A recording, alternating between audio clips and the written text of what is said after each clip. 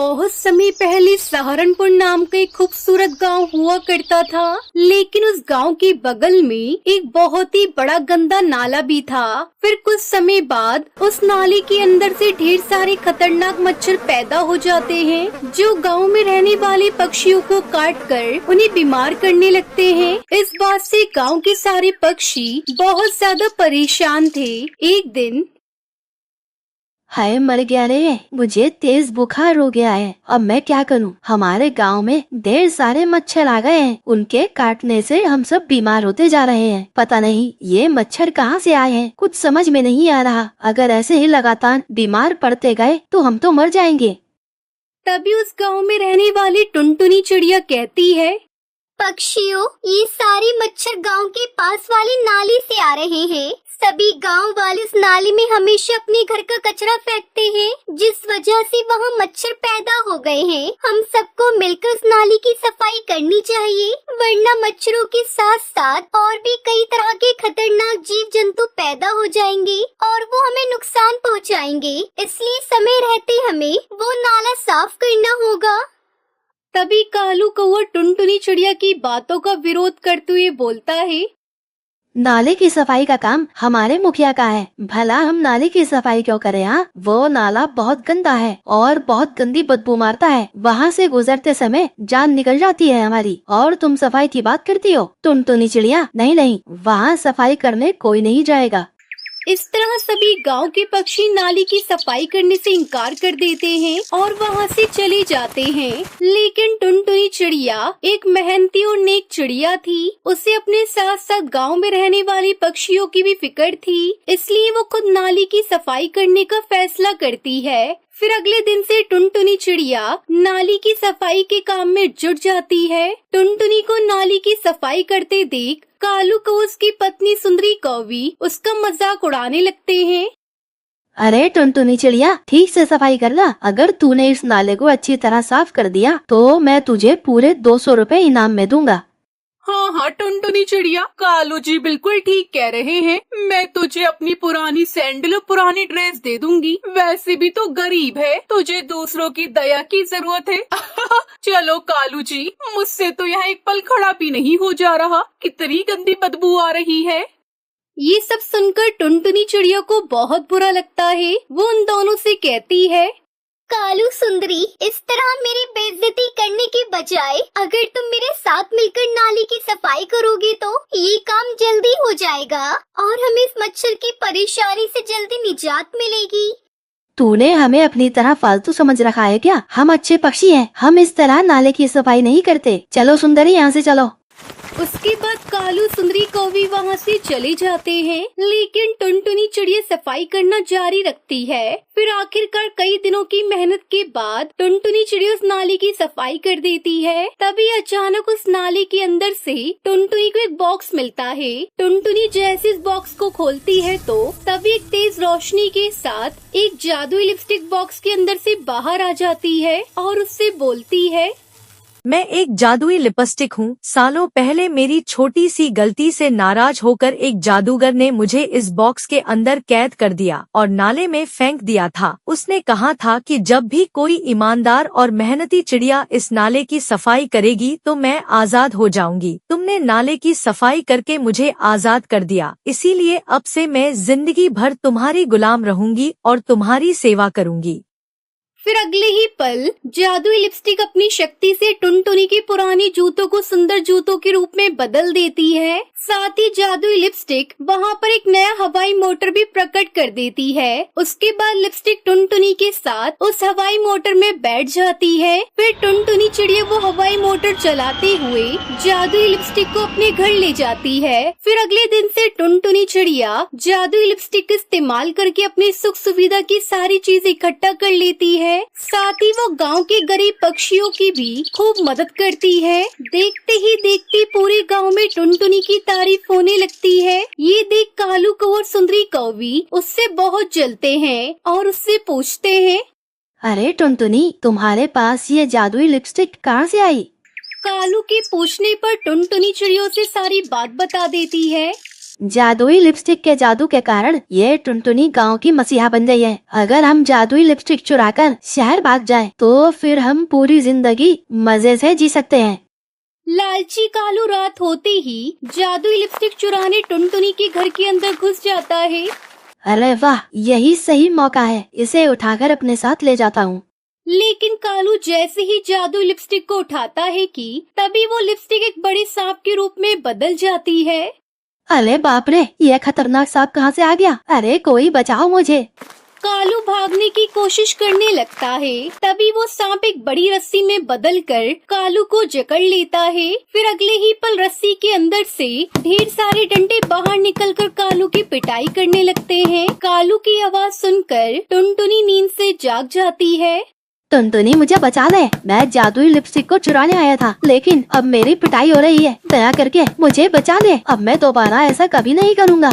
तेरी जैसी बुरी कौवी को यही सजा मिलनी चाहिए। मैं तुझे नहीं बचाने वाली। जादुई लिपस्टिक, इसे इतना मारो कि इसे अपनी नानी याद आ जाए और ये चोरी करना भूल जाए। फिर काफी मार खाने के बाद कालू किसी तरह अपनी जान बचाकर वहाँ से भाग निकलता है। उस दिन के बाद से कालू के होश ठिकाने आ जाते हैं और वो दोबारा किसी को परेशान करने की हिम्मत नहीं करता। दूसरी तरफ वो जादुई लिपस्टिक टुनटुनी चिड़िया की हिफाजत के लिए उसको एक जादुई लिपस्टिक का घर देती है, जिसमें टुनटुनी चिड़िया की जरूरत की सारी चीजें मौजूद होती है। फिर टुनटुनी चिड़िया खुशी खुशी उस जादुई लिपस्टिक के घर में रहने लगती है।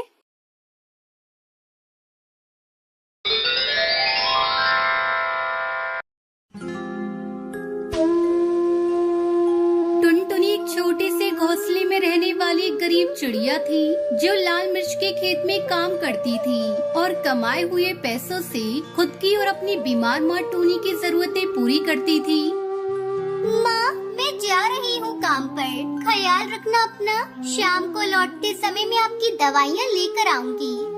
ऐसा कहते हुए टुनटुनी काम पर चली जाती है। वहाँ पर टुनटुनी चिड़िया पेड़ों को पानी देती है और जो मिर्ची अच्छे से लाल हो जाती है उन्हें तोड़ के टोकरी में भरती है। तब तक आप लोग कमेंट पे बताएं 89 डिवाइडेड बाय 9 कितने होते हैं। मैडम जी, मुझे शाम को थोड़े पैसे चाहिए। माँ के लिए दवाइयाँ खरीदनी है। ठीक है टुनटुनी, शाम को घर लौटने से पहले एक बार मुझे याद करना, मैं तुम्हें पैसे दे दूंगी। उस खेत की मालकिन बबली कबूतरी एक बहुत ही अच्छी कबूतरी थी और वो हमेशा ढेर सारा मेकअप और लाल लिपस्टिक लगाकर रहती थी। टुनटुनी चिड़िया को उसके लाल लिपस्टिक को देखकर हर बार हैरानी होती थी, इसलिए वो उस बार अपनी मैडम से पूछ ही लेती है। मैडम जी, क्या मैं आपसे एक सवाल पूछ सकती हूँ? आपके होठ इतने लाल कैसे रहते हैं हमेशा? क्या आप ढेर सारे सेब खाती हो? टुनटुनी चिड़िया की बात सुनकर बबली को हंसी आ जाती है और वो मुस्कुराते हुए कहती है, मेरे होठ सेब खाने की वजह से लाल नहीं होते हैं, वो मैं लिपस्टिक लगाती हूँ इसलिए लाल होते हैं बेटा। ऐसा कहते हुए वो टुनटुनी चिड़िया को अपने बैग से लिपस्टिक निकाल कर देती है। इसे तुम रख लो बेटा और सिर्फ खास मौकों पर ही लगाना, ये बहुत महंगी होती है इसलिए कह रही हूँ। ठीक है मैडम जी। इतना कहकर टुनटुनी चिड़िया उस लिपस्टिक को अपने पास रख लेती है और काम पर लग जाती है। शाम को टुनटुनी चिड़िया दवाइयाँ लेकर घर लौटती है और अपनी माँ को वो लिपस्टिक दिखाकर खुश होने लगती है। तब टुनटुनी चिड़िया की माँ उससे कहती है, तुम्हारे नाना जी दुनिया के हर देश में घूमकर कपड़ों का व्यापार करते थे। उन्हें किसी ने ऐसे ही मजाक में कुछ बीज दिए थे और कहा था उन बीजों से लिपस्टिक की खेती कर सकते हैं, और तुम्हारे नाना जी ने वो बीज मुझे लाकर दिए थे। माँ, क्या आपने उन बीजों से खेती की थी? क्या सच में लिपस्टिक के पेड़ लगे थे माँ? नहीं बेटा, वो बीज अभी मेरे पास ही हैं। नाना जी की याद में मैंने संभाल कर रखे थे, वो उस काले डब्बे में रखे हुए हैं। माँ के सोने के बाद टुनटुनी चिड़िया उन बीजों को ले जाकर घर के पीछे बगीचे में लगा देती है और हर रोज पानी डालती है। फिर थोड़े दिन बाद लिपस्टिक के पेड़ धीरे धीरे उग रहे थे और दूसरी तरफ बबली के खेत पे हर रोज मिर्चियाँ चोरी हो रही थी। माँ, आप एक बार मेरे साथ आकर देखो। नाना जी ने या उनके व्यापारी ने कोई मजाक नहीं किया था। मैंने सच में लिपस्टिक के पेड़ उगा दिए हैं माँ। टुनटुनी चिड़िया की माँ भी वो देखकर काफी खुश होती है और टुनटुनी हर रोज एक नई लिपस्टिक लगाकर काम पर जाने लगती है। वो देखकर टुनटुनी की मैडम को उस पर शक होता है। वैसे तो मैं तुम पर बहुत भरोसा करती हूँ, लेकिन तुम हर रोज इतनी महंगी महंगी लिपस्टिक लगाकर आ रही हो, तो मुझे शक हो रहा है कि वो तुम ही हो जो मिर्ची चुरा रही हो। ऐसा नहीं है मैडम जी, मैंने आपकी मिर्चियाँ नहीं चुराई हैं। ये लिपस्टिक कहाँ से आई है, ये बात आपको समझाने की कोशिश भी करूँ तो आप यकीन नहीं करोगी, इसलिए आप मेरे साथ आओ, मैं आपको दिखाती हूँ। ऐसा कहते हुए टुनटुनी चिड़िया उस खेत की मालकिन को अपने साथ घर लेकर आती है और उन्हें लिपस्टिक के पेड़ों को दिखाती है। वो देखकर मालकिन हैरान हो जाती है और टुनटुनी पर शक करने के लिए उससे माफी मांगती है। मुझे माफ कर दो टुनटुनी, मैंने तुम पर शक किया। मिर्ची का चोर तो कोई और है, हम उसका पता लगा लेंगे। और तुम इन लिपस्टिक का व्यापार करना चाहो तो मैं तुम्हारी पूरी मदद करूँगी। आपका बहुत बहुत शुक्रिया मैडम जी, मैं व्यापार जरूर करूँगी। ऐसा कहते हुए टुनटुनी मिर्ची के खेत में काम बंद करके लिपस्टिक की फार्मिंग करते हुए लिपस्टिक का व्यापार करके अच्छे खासे पैसे कमाने लगती है और अपनी मैडम की भी बहुत मदद करती है।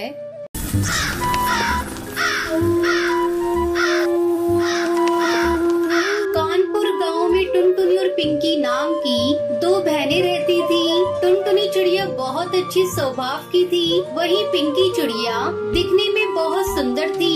वो स्वभाव से बहुत ही घमंडी और लालची थी। वो टुनटुनी चिड़िया से बहुत ही बुरा बर्ताव करती थी। एक दिन टुनटुनी चिड़िया पिंकी की फेवरेट नेल पॉलिश नाखूनों पर लगा लेती है, जिसे देखकर पिंकी चिड़िया गुस्से से आग बबूला हो गई। क्योंकि तेरी हिम्मत कैसे हुई मेरी नेल पॉलिश को हाथ लगाने की? तेरे काले हाथों में नेल पॉलिश अच्छी नहीं लगती। तूने मेरी नेल पॉलिश गंदी कैसे कर दी? पता है कितनी महंगी नेल पॉलिश थी? पिंकी, तुम तो मेरी सगी बहन हो, फिर तुम मेरे साथ ऐसा बर्ताव क्यों करती हो? तेरे जैसी गंवार मेरी बहन नहीं हो सकती। कहाँ मैं इतनी सुंदर पढ़ी लिखी और कहाँ तू गंवार 5th पास। चल अब जल्दी से मेरे घोंसले से बाहर निकल। खबरदार आगे से मेरे किसी भी नेल पॉलिश को हाथ लगाया तो। अपनी बहन पिंकी की बात सुन टुनटुनी चिड़िया बहुत दुखी होकर अपने घोंसले में चली गई। उसी गांव में जंगल के पास एक गुफा में एक दुष्ट जादूगर कौवा रहता था। उस जादूगर ने एक दिन नदी किनारे अपनी जादुई शक्ति से एक मायावी नेल पॉलिश का पेड़ लगाया। आखिरकार मायावी नेल पॉलिश का पेड़ यहाँ लग ही गया। हा हा हा। अब जो भी चिड़िया इस पेड़ से नेल पॉलिश लेकर अपने नाखूनों पर लगाएगी तो वो मेरे कब्जे में आ जाएगी। ऐसे ही एक एक करके गांव की सभी चिड़ियों को अपनी मुट्ठी में कर लूंगा। उसके बाद मैं सबकी बलि चढ़ा दूंगा। फिर मैं दुनिया का सबसे शक्तिशाली जादूगर बन जाऊंगा। ऐसे ही एक दिन पिंकी चिड़िया अपनी कुछ सहेलियों के साथ नदी किनारे घूमने गई। तभी उनकी नजर नेल पॉलिश के पेड़ पर पड़ी। पेड़ पर रंग बिरंगी नेल पॉलिश देखकर पिंकी चिड़िया अपनी सहेलियों से बोली, अरे लूसी देखो तो, मैंने ऐसा पेड़ कभी नहीं देखा। इस पेड़ पर तो ढेर सारे सुंदर सुंदर नेल पॉलिश लगी हुई है। वैसे भी मेरी फेवरेट नेल पॉलिश उस गंवार टुनटुनी ने खराब कर दी। चलो इस पेड़ से नेल पॉलिश तोड़ लेते हैं।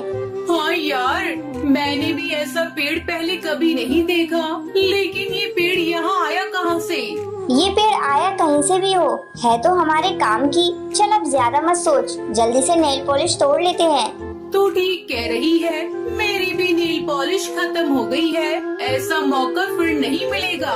मुफ्त में इतने सारी नेल पॉलिश मिल रही है। इतना कहकर पिंकी चिड़िया और उसकी सहेलियाँ उस जादुई नेल पॉलिश के पेड़ से अपने लिए ढेर सारी नेल पॉलिश तोड़ लेती है। घर जाकर जैसे ही वो दोनों नेल पॉलिश अपने नाखूनों पर लगाती है, नेल पॉलिश लगाते ही वो दोनों जादूगर की गुफा में पहुंच जाती है। अपने आप को गुफा में पाकर तीनों बहुत घबरा गई। अरे ये हम कहाँ आ गए? तभी वहाँ जादूगर कौवा आया और हंसते हुए बोला, हा हा हा। अरे वाह सुंदर चिड़ियों, तुम्हारा स्वागत है। आखिरकार गांव की चिड़ियों ने मेरे बनाए गए मायावी पेड़ में से नेल पॉलिश लगा ही ली। ऐसा कहकर जादूगर जोर जोर से हंसने लगा। प्लीज हमें छोड़ दो, हमसे गलती हो गई, हमें मत मारो। अरे चुप, तुम्हारी जैसी सुंदर चिड़ियों की बलि देखकर मेरे कुल देवता बहुत खुश होंगे और मुझे बहुत जल्द शक्तिशाली बना देंगे। मैंने जादुई नेल पॉलिश का पेड़ इसलिए तो लगाया था ताकि गांव की चिड़िया मेरे बनाए हुए जाल में फंस जाए। अब तुम दोनों मेरे कब्जे में हो, अब तुम्हें मेरे चंगुल से कोई नहीं बचा सकता। हा हा हा। दूसरी ओर काफी समय बीत जाने के बाद पिंकी चिड़िया को घर में न पाकर टुनटुनी चिंता में पड़ गई। टुनटुनी चिड़िया पिंकी को ढूंढने उनकी सहेलियों के घर गई, लेकिन वहां जाकर उसे पता चला पिंकी की सहेलियां भी घर पर नहीं है। फिर टुनटुनी परेशान होकर अपनी बहन पिंकी को ढूंढते ढूंढते नदी किनारे पहुंची। तभी उसकी नजर उस नेल पॉलिश के पेड़ पर पड़ी। उस पेड़ को देखकर टुनटुनी चौंक गई और सोचने लगी, अरे ये कैसा पेड़ है? इस पर तो रंग बिरंगी नेल पॉलिश लगी हुई है। मैंने आज तक कभी किसी पेड़ पर नेल पॉलिश लगी हुई नहीं देखी। कल जब मैं यहाँ आई थी तब ये पेड़ यहाँ पर नहीं था, फिर अचानक रातों रात ये पेड़ यहाँ कैसे आ गया?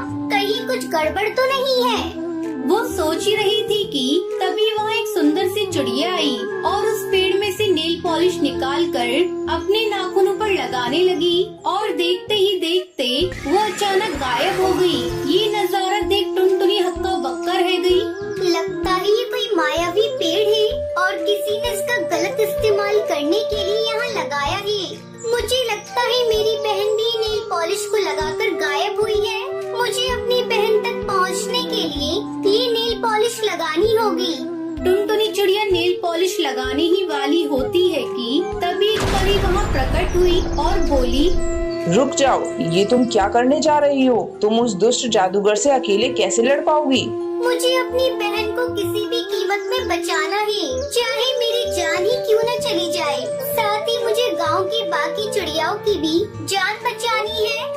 टुनटुनी, तुम बहुत ही अच्छी चिड़िया हो। तुम्हारी बहन ने तुम्हारे साथ हमेशा बुरा बर्ताव किया, लेकिन तुम अपनी बहन से बहुत प्यार करती हो, इसलिए अपनी जान की परवाह किए बिना अपनी जान खतरे में डाल रही हो। तुम्हें पता नहीं वो जादूगर कितना शक्तिशाली है। वो गांव की सुंदर सुंदर चिड़िया की बलि देकर बहुत ही शक्तिशाली बनना चाहता है, इसलिए मैं तुम्हें एक जादुई भस्म दे रही हूँ। वहाँ जाते ही उस जादूगर के ऊपर चुपके से छिड़क देना। टुनटुनी चिड़िया परी का धन्यवाद कर जादुई भस्म छुपा कर रख लेती है।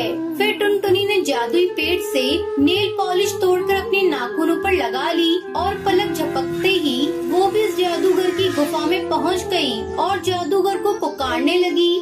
दुष्ट जादूगर, मेरे सामने आ। मैं जानती हूँ तूने मेरी बहन और बाकी गांव की चिड़ियाओं को यहाँ कैद करके रखा है। तेरी भलाई इसी में है, उन सबको छोड़ दे, वरना तेरे लिए अच्छा नहीं होगा।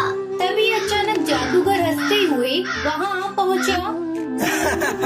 तू मेरा कुछ नहीं बिगाड़ सकती। तू तो एक मामूली चिड़िया है और मेरे पास जादुई शक्तियाँ हैं और मैं बहुत जल्द सभी चिड़ियों की बलि देकर शक्तिशाली बन जाऊंगा। जादूगर, मैं तुझे ऐसा करने नहीं दूंगी। टुनटुनी चिड़िया की बात सुनकर जादूगर जोर जोर से हंसने लगा। तभी मौका पाकर टुनटुनी ने जादुई भस्म निकालकर जादूगर के ऊपर छिड़क दिया। जादूगर के शरीर पर भस्म पड़ते ही जादूगर कौवे का शरीर जलने लगा। जादूगर के मरते ही सभी चिड़िया उसके चंगुल से आजाद हो गयी। फिर सभी ने टुनटुनी को धन्यवाद किया। पिंकी चिड़िया को भी अपने किए पर बहुत पछतावा हुआ और पिंकी चिड़िया टुनटुनी से माफी मांगती है। उसके बाद दोनों बहनें एक साथ खुशी खुशी रहने लगती हैं।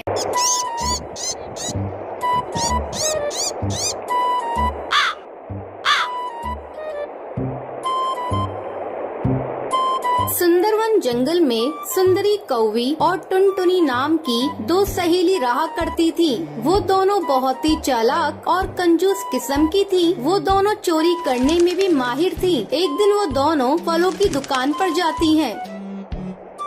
सुनिए भाई साहब, इस दुकान में जो भी महंगे फल फ्रूट्स हैं वो हमें दिखाइए। दुकानदार फल लेने ऊपर जाता है। तब टुनटुनी अपनी सहेली से कहती है, सुंदरी, तुम दुकानदार को बातों में फंसा कर रखना और मैं ये 2-4 आम चुरा लूंगी। हाँ टुनटुनी, ये दुकानदार अकेला है, यहाँ इसके अलावा कोई नहीं है, यहाँ चोरी करने में आसानी होगी। चुप चुप सुंदरी, देखो दुकानदार फल लेकर आ गया है। ये लीजिए बहन जी, इस दुकान के सबसे अच्छे आम और सेब। टुनटुनी और सुंदरी थोड़ी देर तक आम और सेब को देखती है। फिर सुंदरी दुकानदार से कहती है, भाई साहब, वो जो ऊपर आपने नाशपाती रखी है वो मुझे दिखाइए। ठीक है बहन जी, मैं अभी आपको दिखाता हूँ। जैसे ही दुकानदार उन ऊपर की नाशपातियों को निकालने जाता है, वैसे ही टुनटुनी नीचे रखे आमों में से 2 आम छुपाकर अपनी थैली में डाल लेती है। सुंदरी, मैंने 2 आमों को चुरा लिया है। अब किसी भी तरह इस दुकानदार से पीछा छुड़ाओ। ओ भाई साहब, गलती से मैं अपना पर्स घर पर भूल आई, मैं कल आकर आपसे सामान ले जाऊंगी। ठीक है बहन जी, कोई बात नहीं,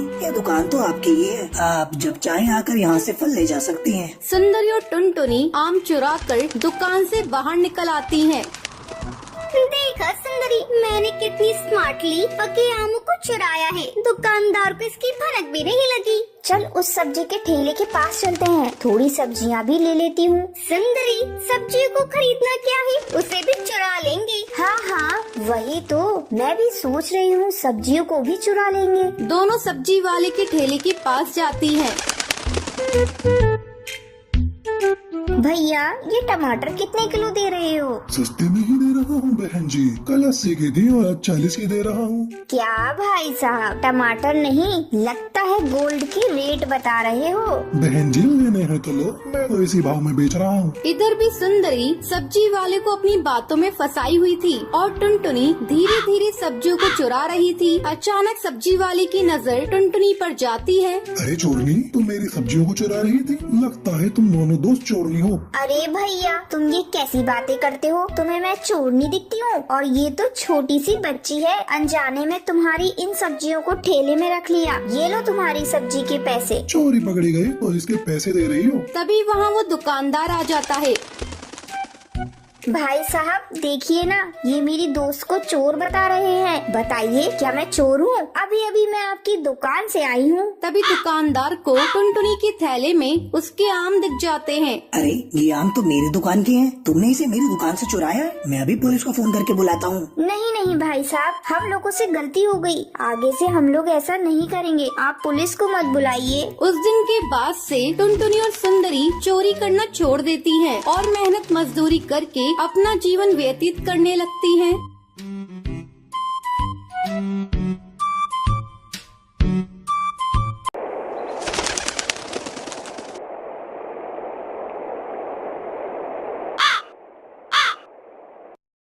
चंदनवन जंगल में टोनी और टुनटुनी नाम की सास बहू रहा करती थी। एक दिन टुनटुनी अपनी सास टोनी से कहती है, माँ जी, सब्जी लेने सब्जी मंडी चलते हैं। अरे बहू, सब्जियों के दाम तो आजकल आसमान छू रहे हैं। तो माँ जी, इससे हम लोगों को क्या मतलब? हम लोग तो बस अपना काम करेंगे और चलते बनेंगे। आप सब्जी वालों को अपनी बातों में फंसा लीजिएगा और मैं धीरे धीरे सब्जियों को चुरा कर रख लूंगी। ठीक है बहू, तू बड़ा सा थैला ले ले और चलते हैं। दोनों सास बहू सब्जी मंडी जाते हैं। माँ जी, चलिए इस कालू सब्जी वाले के पास चलते हैं। वो सब्जी वाला कुछ उल्लू टाइप का लग रहा है। हाँ हाँ बहू, चल। सब्जी वाले की दुकान पर पहुंचकर, भैया, ये लौकी कितने रुपए किलो है? 50 रुपए किलो माँ जी। नहीं नहीं, ये तो बहुत महंगी है। बताओ भैया, टमाटर कितने किलो दिए हैं? टमाटर तो 80 रुपए किलो हैं। ये तो और भी ज्यादा महंगे हैं। समझ में नहीं आ रहा है, क्या लूं? अच्छा भैया, बैगन की कीमत बता दो। बैगन 40 रुपए किलो है माँ जी।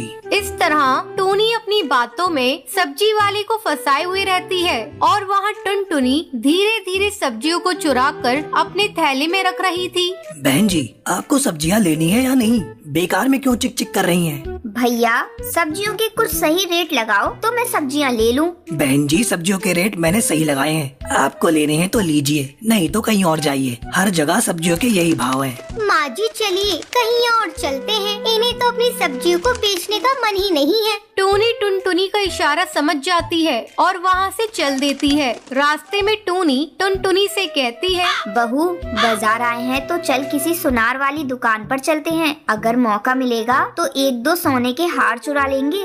नहीं माँ जी, मुझे तो सुनार वाली की दुकान पर जाने में डर लग रहा है। अरे बहू इसमें डरने वाली क्या बात है, चल इस बार दुकानदार को तू बातों में फंसाए रखना और मैं 2-4 हार उड़ा लूंगी। ठीक है माँ जी, जब आप कह रही हैं तो चलते हैं। दोनों सुनार वाली की दुकान पर जाती हैं। आइए आइए बहन जी, कहिए आपको कैसी चूड़ियाँ और हार दिखाऊं? भाई साहब आपकी दुकान में जो सबसे महंगे सोने का हार है वही दिखाइए। अभी दिखाता हूँ बहन जी। थोड़ी देर बाद, ये लीजिए बहन जी, यह मेरे दुकान के सबसे महंगे हीरे का हार है, कहिए कौन सा दे दूं? अरे भाई साहब थोड़ा रुकिए, अच्छे से पहले देख तो लूं। हाँ हाँ देख लीजिए। वो दोनों हार देखने लगती हैं। अचानक टुनटुनी की सास टूनी दुकानदार से पानी मांगती है। भाई साहब आपकी दुकान पर पानी मिलेगा क्या, मुझे बहुत जोरों की प्यास लगी है। बहन जी मैं भी आपके लिए पानी लाता हूँ। जैसे ही दुकानदार पानी लेने के लिए जाता है, टुनटुनी और टोनी एक एक हार चुरा लेती हैं। तभी दुकानदार पानी लेकर आता है। ये लीजिए बहन जी पानी। लाओ लाओ भैया, काफी देर से मेरा गला सूखा पड़ा था। टोनी पानी पीकर, भाई साहब आपकी दुकान में बड़े सुंदर हार हैं, लेकिन लग रहा है मेरे पर्स में इतने पैसे ही नहीं हैं कि मैं इन हार को खरीद सकूं। मैं कल आकर इन्हें ले जाऊंगी। ठीक है बहन जी, जैसी आपकी मर्जी। फिर टोनी अपनी बहू टुनटुनी के साथ घर आ जाती है।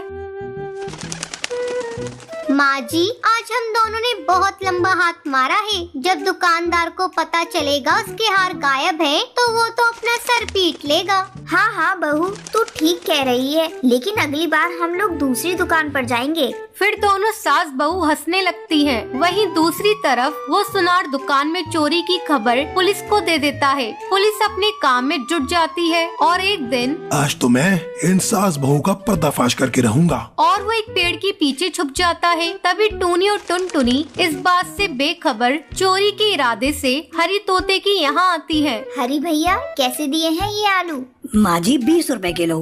हाय राम, इतने महंगे तो शहर में भी नहीं है। तभी मौका देखकर टुनटुनी सब्जियों पर हाथ साफ कर ही रही होती है। तभी कौवा इंस्पेक्टर उन दोनों को रंगे हाथ पकड़ लेता है। आज हत्ते लगी हो तुम सास बहू, बहुत दिनों से तलाश थी, अब हवालात में सूखी रोटी तोड़ना।